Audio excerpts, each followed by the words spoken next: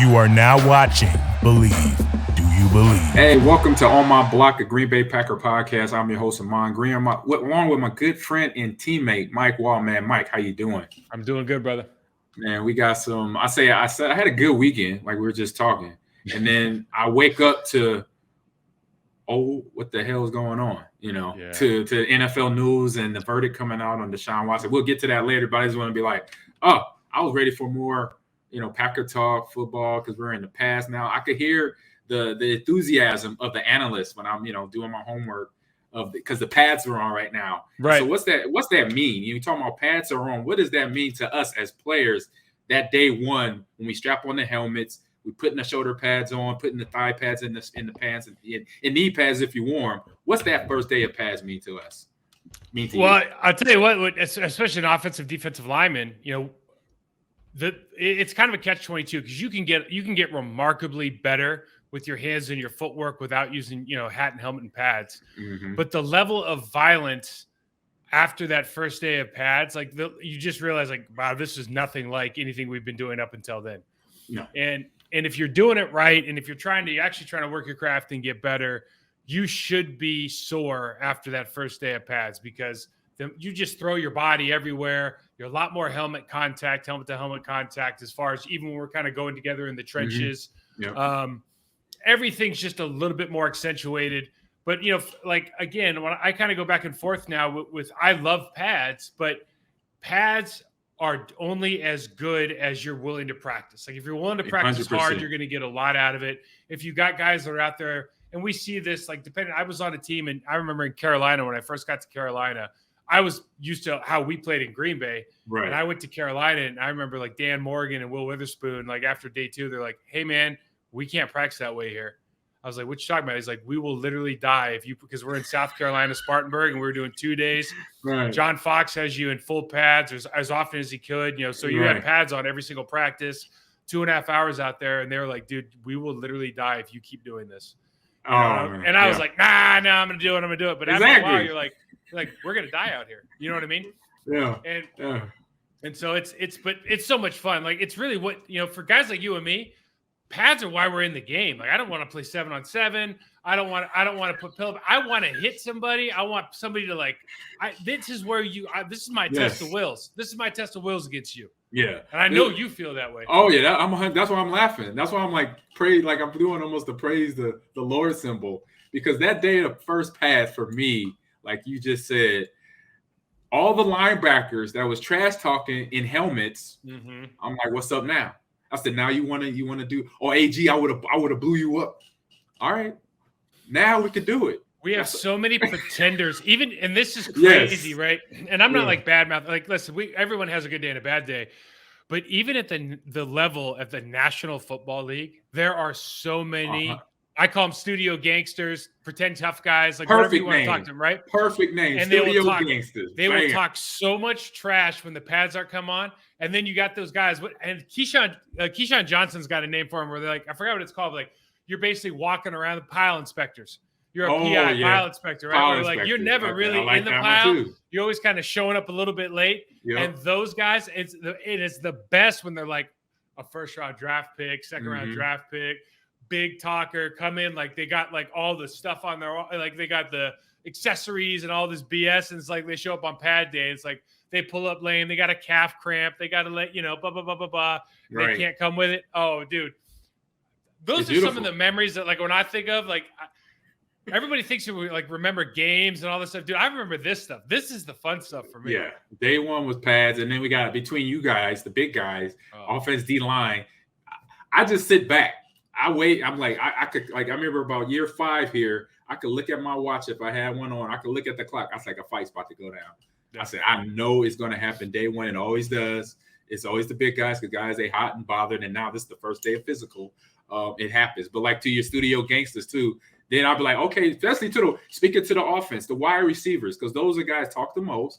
I'm oh, you ain't going over the middle now, aren't you? I remember in minicamp, you caught that slant, you did it to the DB, and then boom, you scooted out of there. Oh, why you ain't coming over the middle now? I'm like, all that trash talking. I said, no, it's caught up to them. Like, yeah, AG, I gotta slow it down a little bit. Running my mouth, my bad.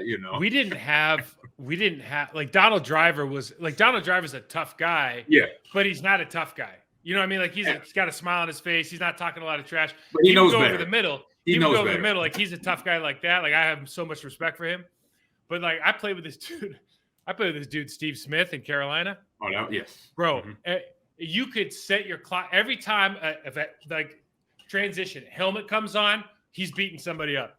Pads come on for like the first couple days. Really? Like guaranteed he was going after a rookie, Ken Lucas, when he came up free agent. Like he tried to fight Ken Lucas every day. Like Ken Lucas grew up in front of everybody, and he got a big contract, and like he was coming from Seattle. He was a good player. Yeah. But he got everybody's respect like 2 or 3 weeks into training camp where he was like, no, I'm not doing this anymore. And he went back after Steve because Steve was like beating him up every day. Right. I mean, every single day it was like, what time is it? It's like, man, everybody grab their water because Steve's about to throw down again. Like, get your popcorn ready. Right. That dude was absolutely nuts. And so you talk about these receivers being tough guys. Yeah. That was I've really met like one who was just okay. This dude's absolutely nuts. I could see that. I could see Steve. You wanna do this Bet Online, one of our online? Yeah, man. One of our sponsors of the show. Our partners at Bet Online continue to be the #1 source for all your betting needs and sports information. Find all the latest odds, news, and sports development, including NBA Summer League. Who's going to watch that? Maybe not me. Major League Baseball. Latest fighting news, dude. There was an amazing fight this weekend. Lioness versus Pena. Ooh. Even next season's early NFL futures. We talked about that last week. I'll be interested to see, actually. I need to get on this right now. And we didn't talk about gaming. They have gaming, AG. Yes, we did. We did last week. Yep. So head to the website. Use your mobile device to sign up today to receive your 50% welcome bonus on your first deposit. 50% welcome bonus is a ridiculous amount of money, ridiculous opportunity. Just use our promo code BELIEVE, BLEAV, to get the bonus and get into the action. Bet online, where the game starts. All right. So now we head into some Packer news, and we got what I saw. I was at practice on Thursday, Mike, and I saw some good stuff all around, offense, defense, and what really perked my eyebrows up was Romeo Dobbs out of Nevada. I know nobody's talking about him. Yeah. Like I said, we were just talking about pads, right? Okay. We're not in the pads yet. It was still a helmet day, but for him and watching his route running and how he's setting up the DBs to get that little space, it was a red zone. So they're like on the, ball line of scrimmage is like 5, then 3, and then goal line. So tight space. Tight space. Yep. And he's working in tight spaces against the first corner was one of the rookie corners. And then the second one, I believe it was the kid out of Georgia from last year, Stokes. It was Stokes the second time. Who's going to be a great player in this league. Exactly. Yep.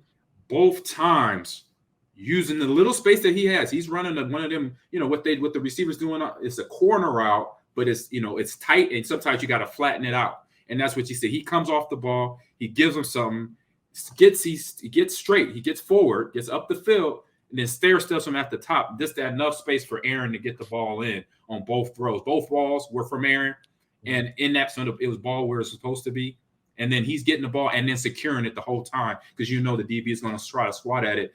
To see that does, for me, no surprise because of what he's done at the college level, having the awards, having it, leading the FBS in yardage, receiving, and things of what he did at Nevada. So that, for me, day one of in pads or not pads, in helmets, doing what he did, I like that. And that just, answers questions and something that I already knew that, you lose Devontae. Yeah, that's okay. That's football. It's adjustments, it's injuries, it's free agency.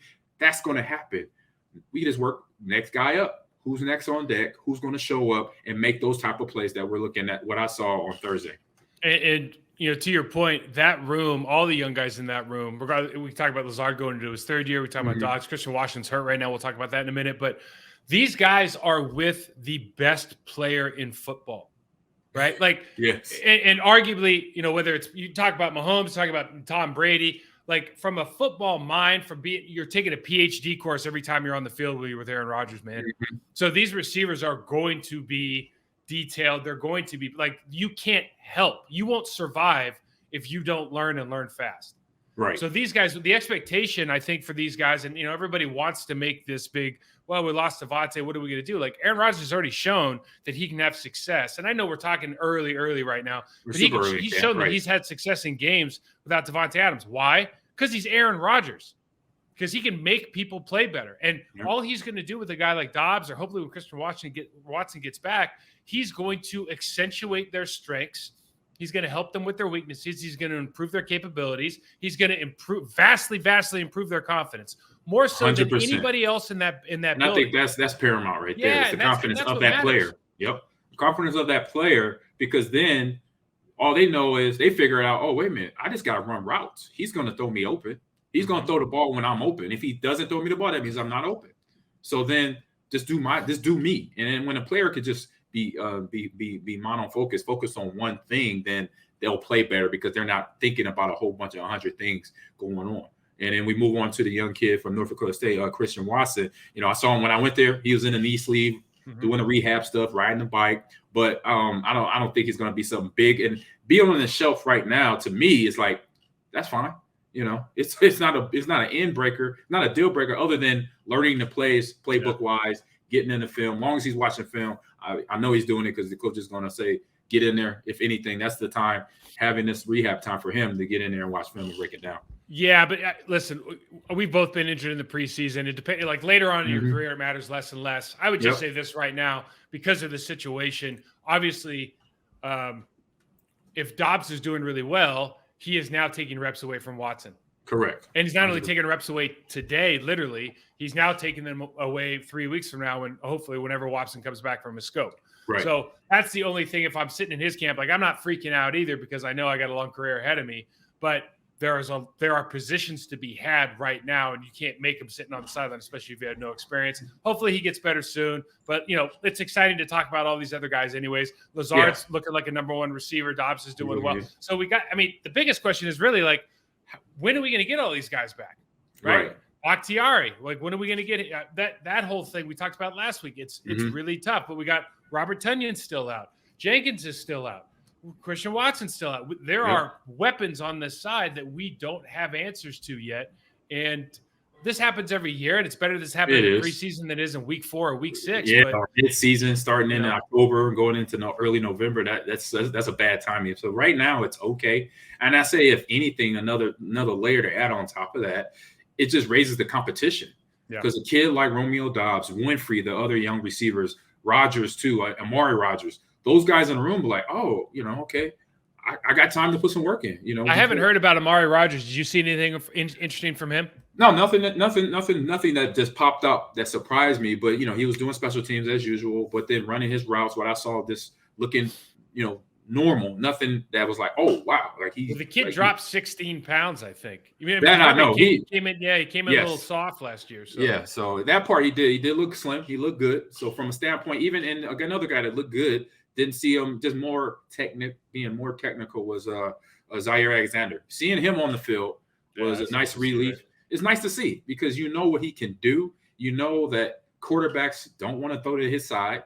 He's physical, and you saw him being physical, especially with his shoulders, because that's where the injury happened. I saw him moving around with, cycling receivers past him in zone coverage, stuff like that, watching him. So I know he's getting comfortable and building that confidence back in his body and back in his game there. And that kind of goes into what we wanted to talk about is this certainly wasn't the case when you and I were there. And this might be the first time in a long time where, par on par, defense might be better than the offense.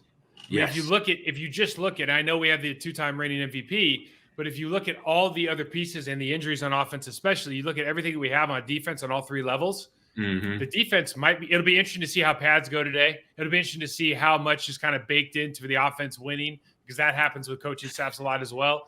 But, right now, if you look on paper, and it's not a bad thing. It is not a bad thing at all because you still have Aaron Rodgers.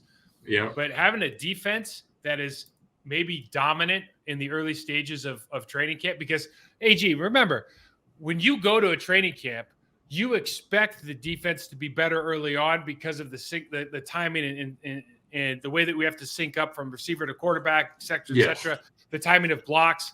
But shoot, man, when we were there, the offense was always a lot better than the defense. So from day one, we would dominate.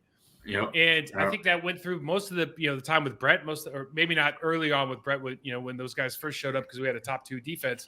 But with Aaron, it's for the most part, they've been kind of top dog every week, year in, year out. And this isn't a bad situation at all for those guys to have to struggle a little bit, especially that young offensive line right now missing some starters.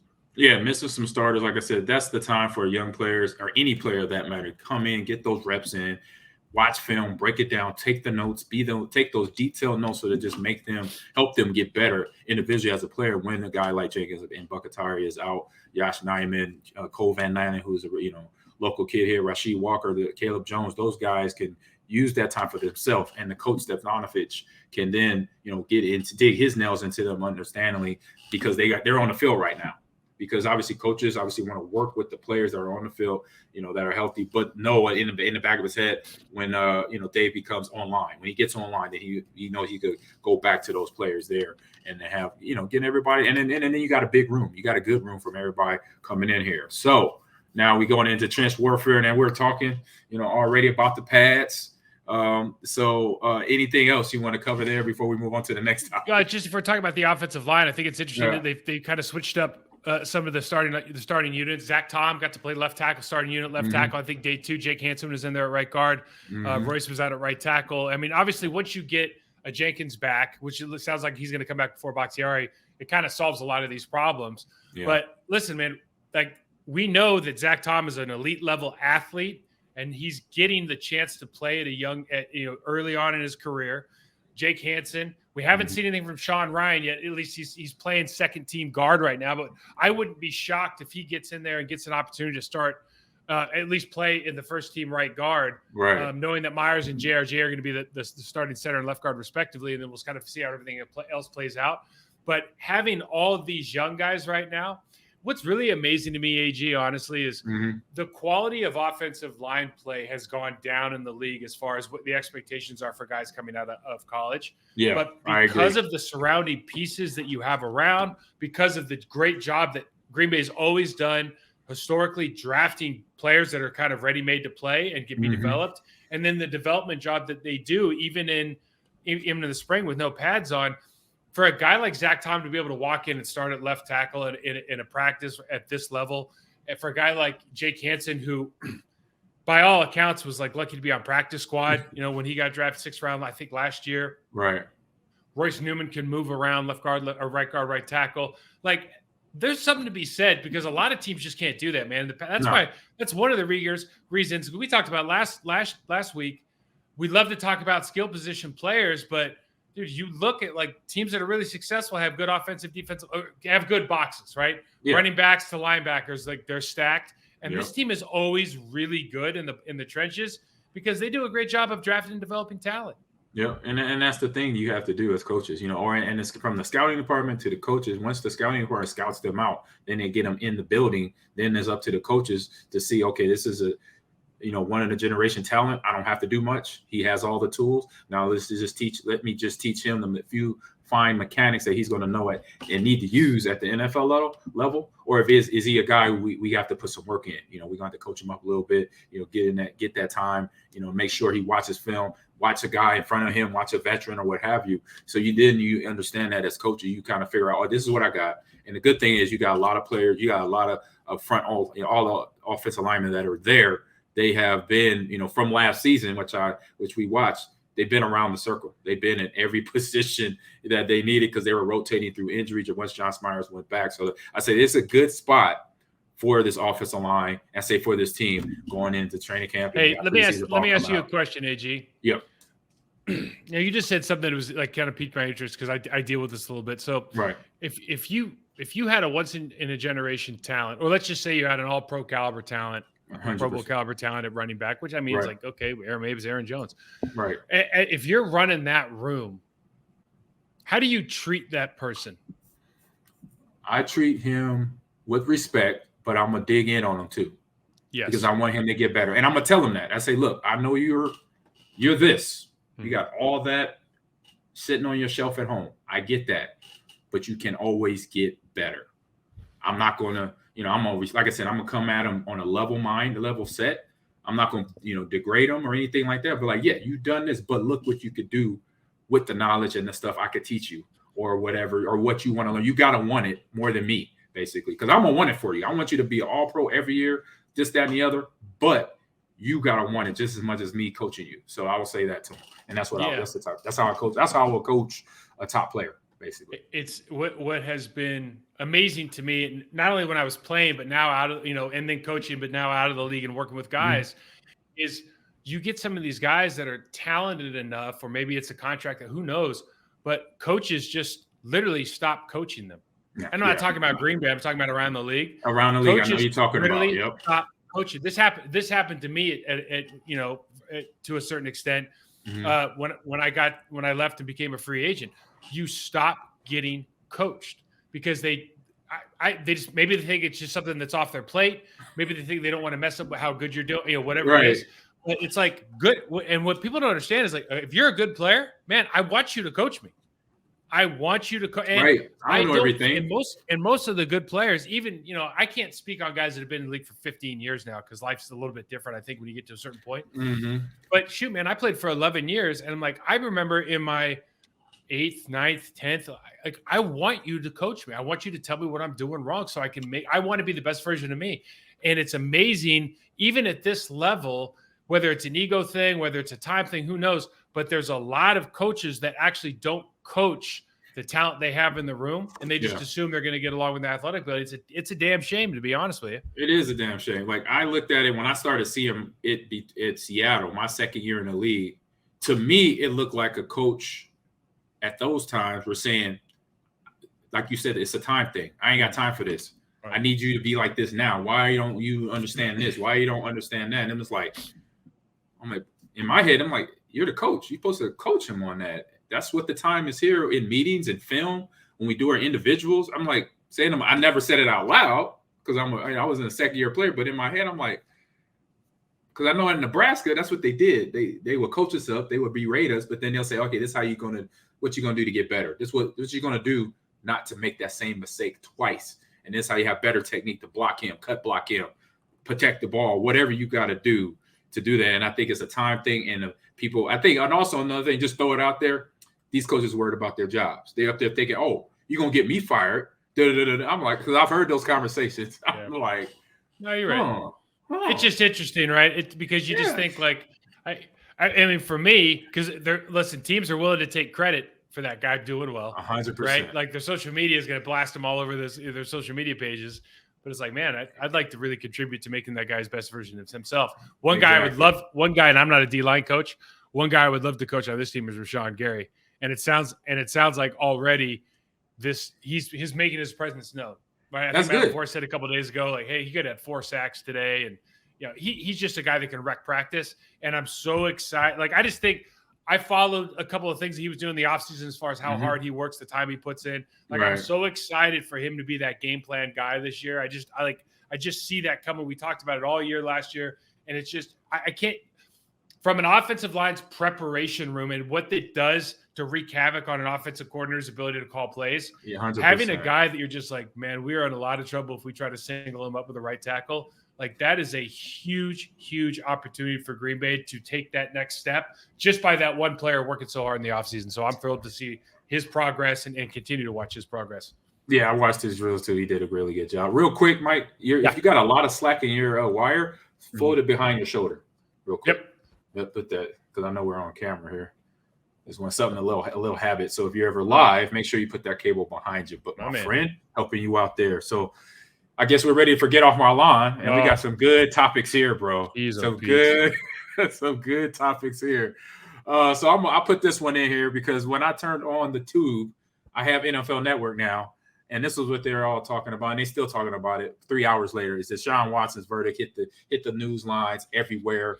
The one thing I'm gonna say, make it real sweet and quick. The NFL cannot have this linger around for the first month of the season.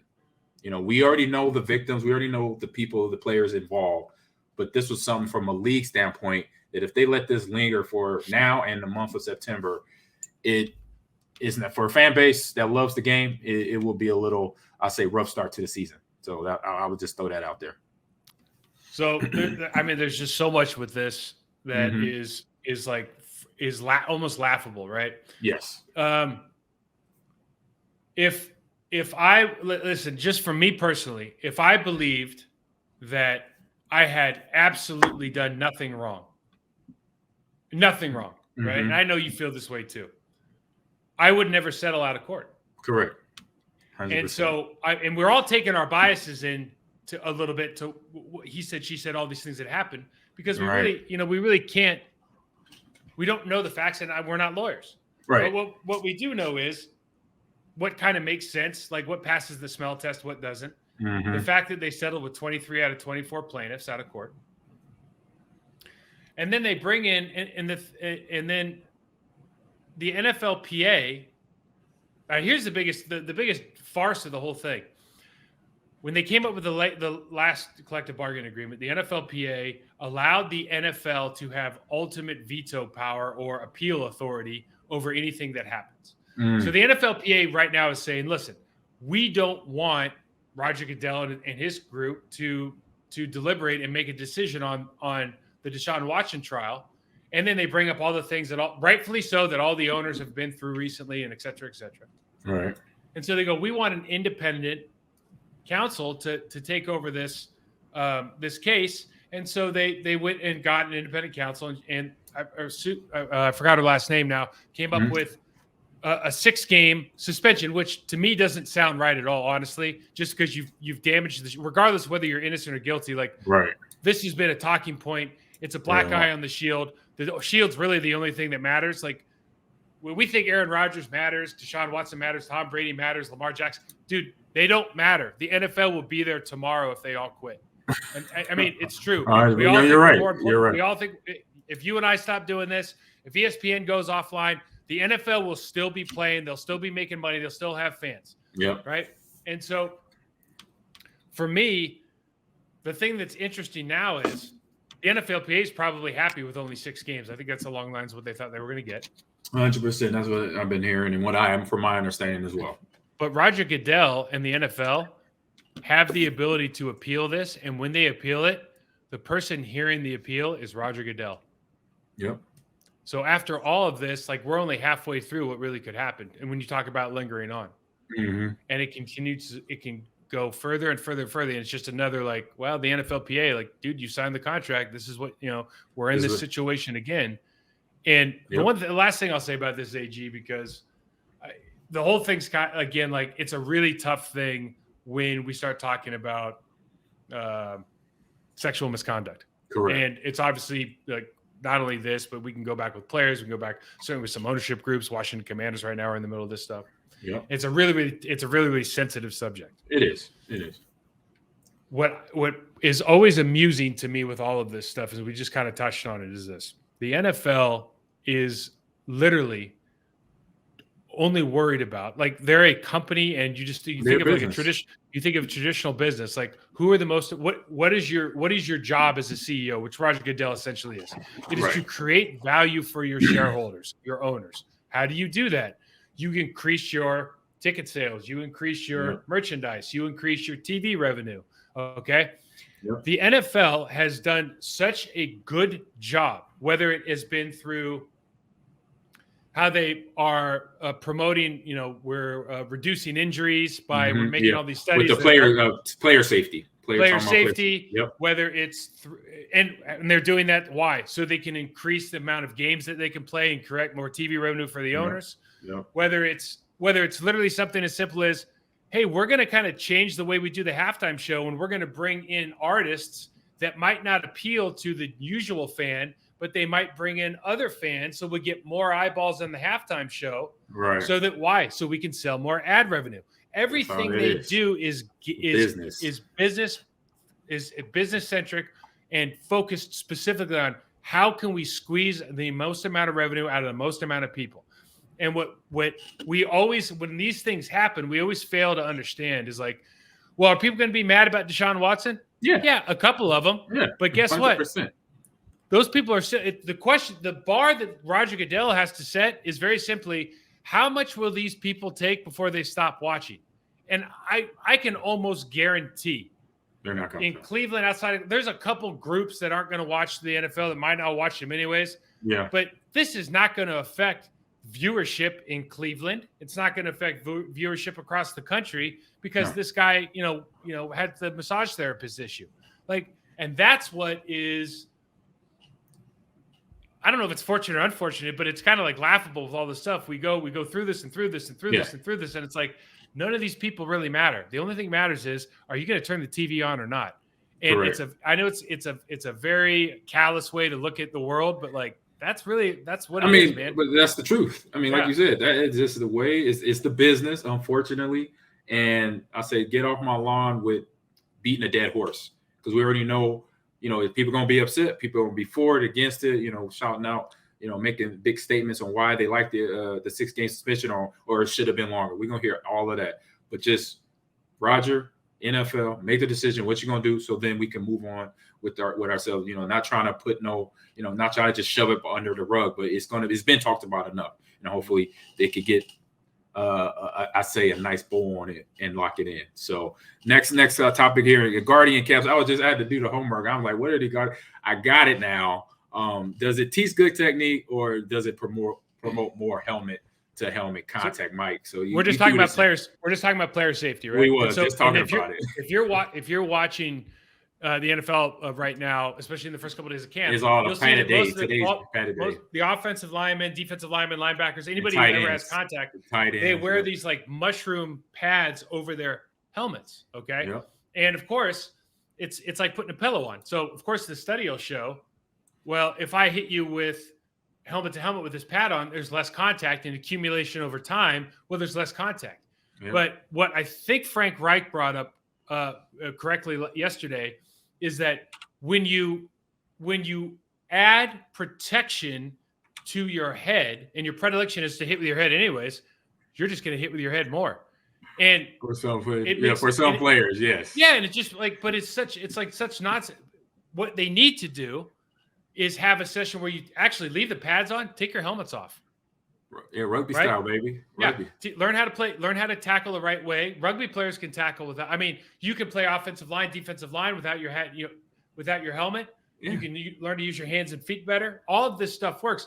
When we add protective devices, you're just increasing the chance that I'm going to use that protective device because I'm not going to feel it as much. Right. And so I'm not against the Guardian pad, but I am against the idea that putting protection on you is going to make you a better player, or it's going to make you safer, because in my estimation, the way I would play, I'd be like, oh, I can't feel this anymore. Dude, I'm just going to hit you harder. It doesn't make any damn sense. Right. I say, you just got to have a better explanation with using these Guardian caps, because I've been seeing it since the high school level. I coached high school for years. And when it started there way back in 2012, and it's now, like I said, you got to have a good exclaimer on that. This is how we use them. This is what they're the purpose for, to bring down less contact, but not to use them in contact, things like that. So I say, as a coach or whoever buying them, do that part of it, because if you don't, it's guys like like yourself that don't be like, look, okay, I see this is going to protect me. I can go a little harder. I can still do I can still do me on the football field and on the practice field, get ready for the game. Just like, hey, you got knuckleheads out here. You got to make sure they're listening right and doing it properly. What I would say is this, man. Like I taught, I taught technique in the NFL. I teach technique to players now, right? It was blocking and tackling, primarily. Yep. And so when you're working as a guy who works in blocking and tackling, you recognize that, whether I'm on Instagram, watching videos, YouTube, whether I'm watching NFL practices, college, high school practices, a lot of these guys are still teaching old techniques, or teaching techniques poorly, are not teaching proper movement mechanics. Mm-hmm. And it's just frustrating for me, because you see it in other sports, they're doing it the right way. But in this sport, we continue to, hey, instead of just learning how to teach this the right way, let's put these mushroom caps on the top of everybody's helmet. And now we're going to use that as player safety instead of teaching people proper movement mechanics. That's what makes me angry. Great point right there. I hear it there, and then that puts the head. So get off my lawn with that. Just teach it right the first time, instead of giving them basically an excuse to continue to hit, because that's all it's doing here. So next on get off my lawn, we got Kyler Murray saga contract and the wording in the contract, and obviously that brings up a lot of emotions, a lot of different responses to that as well, Mike. So let's start off with your response. I see the smile on your face. I know you're ready to fire. Go ahead. Well, no, this is another thing where we talked about him last year. Like he's a phenomenal we talked about talent. him, and yeah, great talent. Phenomenal talent. And I want to be really clear with this because it came out like I think Patrick Mahomes came out, and he was it turned into like a racial issue, right? And maybe I misread the room there, but it felt like it turned into because he started comparing to Kyler, Lamar, himself, and how they have to maybe do more. Which I'm not.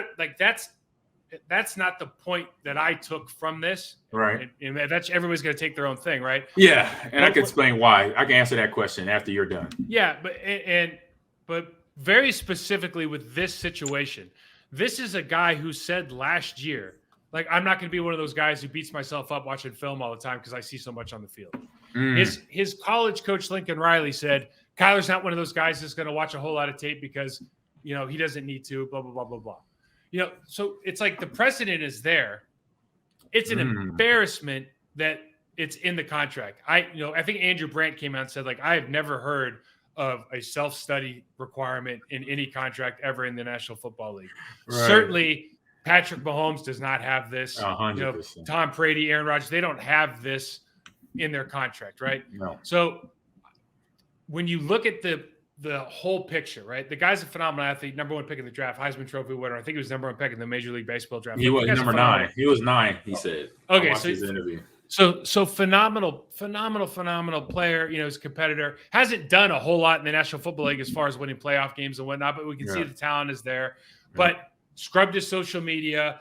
Agent put out some bad statements against the Cardinals. Like the way he goes about his business, probably you and I wouldn't go about. No, I don't approve of it at all, to be honest with you. No. But this part of it, I just think it makes him look bad. I think it makes the Cardinals look foolish. Yeah, and I think it makes him look bad. But the guy, it's kind of laughable, right? Yeah, I agree with you on the intel end of that. Both sides don't look good on this. I mean, you have something where I think it was misread, misunderstood, and then answering your first part of it, where with Pat Mahomes it got racial, and I say it goes there because that position has been under that kind of microscope for a long time. So that's where the racial part of it, because they said that way back when that African American players couldn't do quarterback because there's a lot of thinking, a lot of processing, things of that nature. So as we know today, that's not the case.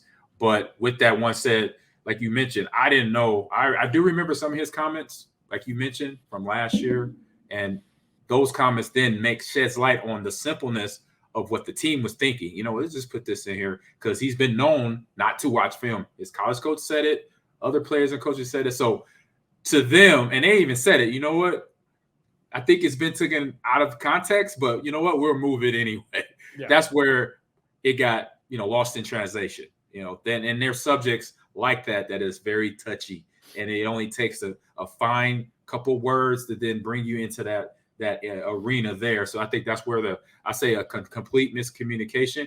But also, I agree with you here. I'm not a player. I'm definitely not the player of today. If I was still playing today, social media would be used for posting great things with my family, like my kids graduating high school or whatever. I'm not going on social media to tell the world on why I should be with the team I'm on. Talking about my football business. Right. That's not happening. He did that. And it's like, wow. It's like, why do people feel the need on social media to share their whole life, that shouldn't be told to the whole world? You have your privacy. That's what we call that. We have that part that we can live, and use it to your ability. Keep it business when you're on social media. If you're a current player, NBA, baseball, Major League Baseball, Olympic athlete, whatever, keep it business. You're doing the fundraising of it, shots of that. But when you get in contract wise, I'm not having that conversation on Instagram. Okay. I'm not doing that. So it's so far removed from anything that makes sense to us. But and one of the things that like a Kyler Murray's got to deal with is Kyler Murray is a phenomenal talent. Great talent. And he's going to garner that kind of contract. And like I played with a quarterback in Carolina after Jake got hurt. that, the guy's a top pick in the draft. He hadn't found the success he wanted. He was our backup, and he came in, he thrust into a starting role, and the only thing he could read is how to play the backside of the Halo box. Like the dude didn't know, he didn't study, he didn't watch film, he just played video games all day, and his career didn't turn out the way he wanted to because he didn't put the work in. Because he wasn't willing to put the work in. Right. But he wasn't the talent that Kyler Murray is. He didn't have the production, so he was never going to have a contract where a team was like, "Oh my God, we're going to literally sell the farm here to keep you around. We got to put something in here. We feel obligated to do something to let it be known that blah blah blah blah blah." Right. Like it's just like there's so many things that go into this, but I just thought it was unfortunate. Like it's a funny talking point, but it really is. If I was him, like I would have fired my agent the minute he told you when you get on social media and badmouth and scrub all of it. Yeah. But like I would be like, dude, how did you possibly let this happen? Like there's no coming from me. If my agent does this, like I'm like, bye. This is a tough conference or a tough thing to happen. So let's so we got Kyler doing this thing and get off my lawn with that, man. Just handle your business. Hopefully he could come out, play great football like he's been, get that team to the playoffs. Yes. That's the hope for him. So now we're talking to a guy who's done it. He's 9 Pro Bowls, 2 Super Bowls, won 1, lost 1. And with him coming out, now I was like, is that his own jersey? Because I saw what you put in here that we're about to talk about. But this I will hand it off to you to finish off. But my man Russ, what is Russ doing in Denver? And what is like getting off my lawn material for you right now? AG, this guy on the surface, and I know that you have a relationship with him. On the surface, he seems like the kind of guy that everybody should be rooting for, and you should just adore. And he's a new leader. And I tell you, man, he is so hard to like. Because he seems so desperate for attention and validation, and he shows up in his own jersey, his own game day jersey to training camp.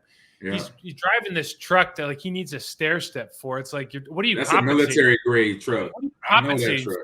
True. And then I'm not going to direct quote him, but he said something to the effect because of the Kyler Murray thing, he said, "Well, I'm the kind of guy that if you ask me to do X, I'm going to do 3 times X because I'm that kind of hardo." And you're just like, dude, I don't understand why in every turn you have to keep being this person. And I remember Richard Sherman and some of these guys would be like, man, rumors would come out in Seattle like they do not like this kind of posturing all the time. Right. And it's like, but Pete's there and he's so positive and he's so genuine. And you just thought like, man, this kind of works. And now every time I see this guy, whether he's doing his like 2-hour workout on camera before the game to let everybody know that he's working, even though he can't play, to his off-season stuff, to this stuff, you're just like, dude, I just don't. I mean, he's just not my cup of tea, I guess, man. It's just it's bizarre to me though. It's like, dude, you're so successful. Why do you need so much validation? It's crazy. That's a good question right there. I say the only thing I could say to this that meeting him and having that conversation with him, it doesn't surprise me he makes these statements because he wants to be that guy, that good guy, like that the best player basically on the team. Great leader. But to everybody else, there is, like you said, for yourself and other people, I get it. I can see it because it becomes a little bit annoying to the point of the social media stuff. That's where I feel he's reaching. When you're on Instagram, when you're on Twitter, you're on Facebook, TikTok, you're doing the motivational talk, and I'm like, you have it already, bro. I'm like, you have it. You're there. What else are you getting out of this? Is my question to him. Other than that, I mean, I personally met him, had a great conversation with him, and I was at his rookie premiere in Los Angeles, and I told the next person, it was a former player, I can't remember who it was, and I said to them, if Seattle doesn't win a Super Bowl, maybe 2 with him, it's all coaching, and they got 1. So that's how I see it. But yeah, the social media part, like I said, social media for me, kind of like you too, Mike. I use it for business when I need to promote my stream, when I'm streaming, when I need to my university, Lakeland, esports, I'm all about it. And my family. If my kids graduate, I'm posting that family picture. But outside of that, that's where it's boom. I'm off of there. So it's a different generation. That's what I'll say to you, buddy. we have to we have to kind of pick and choose who we're going to root for and root against in the league. Exactly. And there's no there's no superheroes and villains or anything, but it's like these last two guys that we just talked about,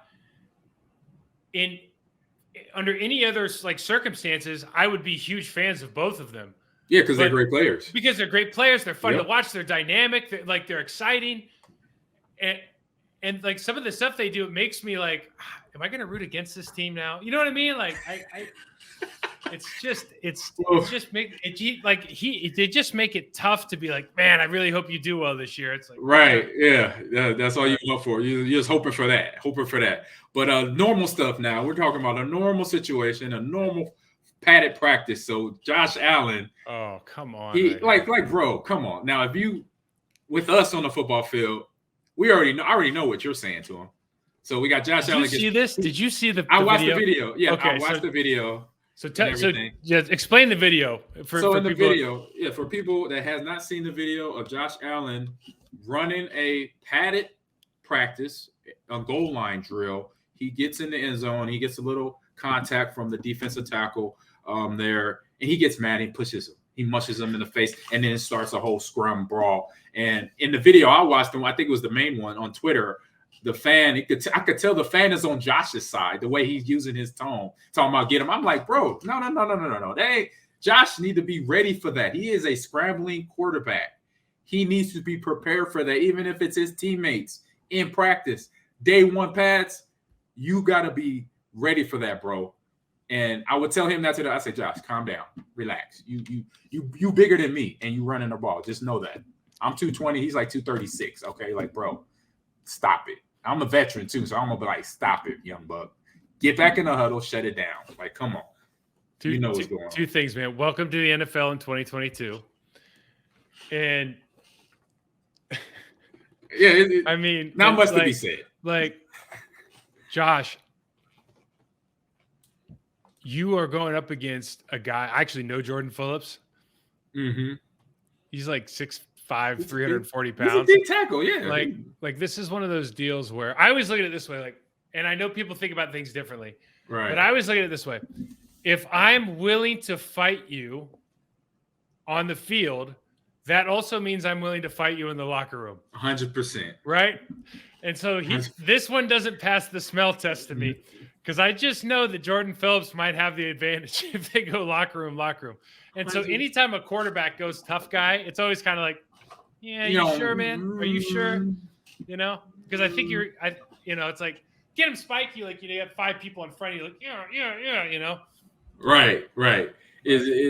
Two scenarios pop up in my head. So the one a couple years ago in the league, I can't remember the name of the quarterback, but it was the Pittsburgh and the Cleveland game when the fight happened with Mason Rudolph. Yes. With Mason Rudolph and Myles Garrett. And Myles Garrett when that went down. I thought Mason Rudolph. I already knew. I knew 100% because I was at a sports bar. Me and my wife went to Burkle's right next to Stadium View here in Green Bay. I'm watching the game. As a player, I already know in my head the quarterback talking shit. He's already said something. Myles Garrett just not gonna go off like that. Right. On just because he got there late on a late tackle, he gets a flag. No. That quarterback says something to him to ignite that fight that happened to get him suspended. Everybody in the bar is like, what are you talking about? I'm like, what? Hold on. They let him. Okay, they about to replay First this of all, thing. Myles Garrett, you know how much Myles Garrett cares about Mason Rudolph? Tell me, Mike. Myles Garrett's like the defensive player. That's right. Lions don't care about the affairs of sheep. Are you kidding me, dude? Yeah, Myles Garrett might care about Marquise Pouncey when he was ended up back having his back. He might care about the offensive line or something. But man, you don't care about Mason Rudolph. Nope. So that was the one scenario where it popped in my head when I saw this. And then number 2 was me. Now this happened to me in Green Bay. You were here. Yeah. You remember Antoine Edwards, right? Oh, this is my favorite story. Yeah. You know this story. Yeah. So 01 training camp. I'm here for a year. We in padded day. It's probably 3rd or 4th day for us. Guys a little timid on edge. He blitzes safety blitz. I pick him up. He blitzes the 9 gap way outside. I do my job. Boom, boom. What's up, AG, man? What's all that extra? I give him a little shove, just like, But it's practice. Is this his rookie year? It was, right? No, it's 01. So he was drafted in 99. It's like his third year. Second or third. Okay. Second or third year. And remember, he's a first rounder for Green Bay in 99. What a great human. Great, yeah. So he blitzes. I do my job, bounce him out the club. He kind of gets frustrated. He says a couple words to me. I'm like, I'm ignoring him. I'm in practice mode. Like, whatever, dude. Couple plays later, again, he blitzes again. This time, a gap in the middle. And I just boom, and I just bury him. And he's like, man, he's popping off at the mouth. Oh, blah, blah, blah, blah, blah, blah. And then to your point about the kid up in Buffalo, the D tackle. So, practice over. We're in the cold tub. Here comes Antoine. Wait. Hold on. You're missing up the timeline in one thing, okay? Okay, what's up? Because this is when I knew you were about.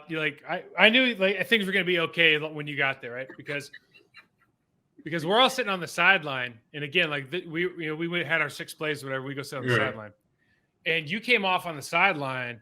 I don't remember this part. You took your helmet off, and you put your helmet to your side, and you walked over, and you put your open face into his face mask and started challenging his manhood on the sideline. I don't remember that. Oh yeah, you blacked out. I blacked out. You completely blacked out, and everyone was like, I was like, oh my god, like he might kill him right here.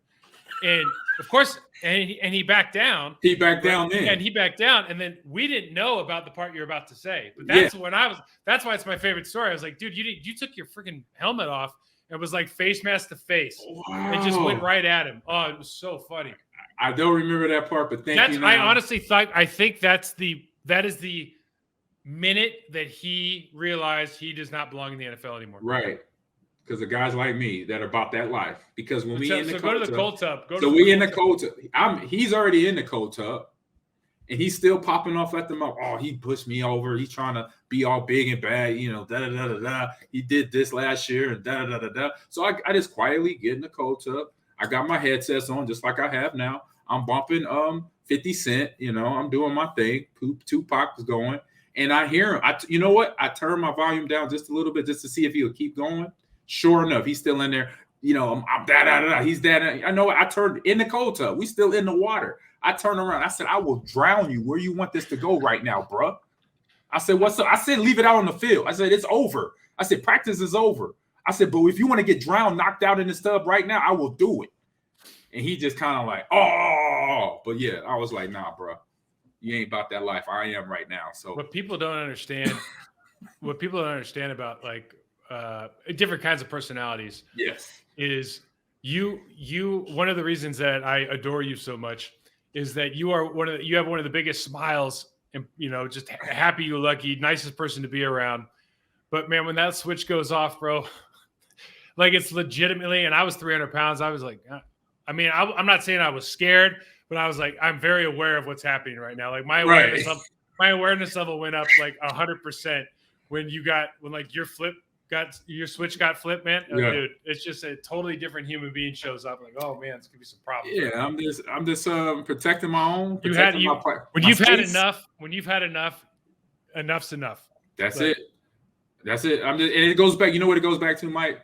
Is back. My dad taught me this when I was a kid. He said, "Look, I was living in Los Angeles, California, South Central LA, 42nd Elementary School. We got Crips, we got Bloods at our school that are in the school." My dad said, look, if a kid picks on you, don't swing until he touches you. He's going to talk about me. He's going to talk about your mama. He's going to talk about you. You don't touch him because that's not a reason to fight just because somebody's saying words to you. He said, the problem is when they start touching you. Now, if he hits you, you have every right to put him down. And he said it just like that. If he touches you, I don't care if he just puts a finger on your face, you could break his finger right there. I said, if he touches you, you have every right to put him down. And that's how he said it dead just like that. And that's been in my brain since I was like 6 years old. So I got to tell you, I think my dad told me a similar story, not the same story, similar story. But I got to tell you, I can't remember how old I was. I must have been like in like 5th grade, 6th grade, or something like that. My mom told me, she said, if somebody's talking about me, You can go ahead and hit them. That's mama for you. Yeah, mom was like dad's talking. Yeah. Let him. Don't make the first move. And my mom was like, right. If someone's talking about your mother, you can defend her. I was like, okay. Yeah, it's in that line. Man. Oh man. So yeah, these young bucks in training camp, they gotta get their mind right, Mike. That's all. That's at the end of the day. That's what Josh Allen, Kyler, and Russell ain't old. He just gotta get his mind right. Hopefully, he's focusing on football. So get off my line with all that. And that's the end of the show, man. I want to say, Mike, a great talking to you today. This was a fun one. Hopefully, the fans will understand. Hey, we're just speaking from the heart, and it is what it is. But we'll be back next week for another great show to talk about some more Packer training camp to see what happens. We got family night coming up this week, Mike. So it'd be the stuff we used to do. Be like, man, do they play now? Do the first teamers play during family night? Remember we used to have to do that vaguely. 2 series? Yeah, vaguely. Like Aaron may be out there. He might be out here in his civvies, basically. Yeah, I honestly, that was my least favorite thing we had to do. Yeah, he might be in civvies. But anybody that's a draft pick to first-year player, they're playing. And as they break it down now, where it's like just like practice. Like for us, it was a game. Like now they go individual drills out on the field. Then they get to team drills, and then whatever is up. Red zone, 2-minute, move the ball, whatever. They do all that now for family night. It's just for us, it was like a full game. We get out there, warm up, kick the ball off and all that. So now it's like complete practice out on Lambeau Field today and this Friday night. So that's what's going on this week, man. So yeah, hope your week goes well. Hope everything's good for you and your family. And man, you can find, forget, this is where you can find me, Ahman Green, 30, Twitter and Instagram, all one word. Mike, let everybody know where they can find you at. Yeah, but Mike Wall 68 on Twitter, Process to Perform on Instagram, AG, man. It's always fun. Have a great week. We'll talk to you soon. Yep, talk to you soon.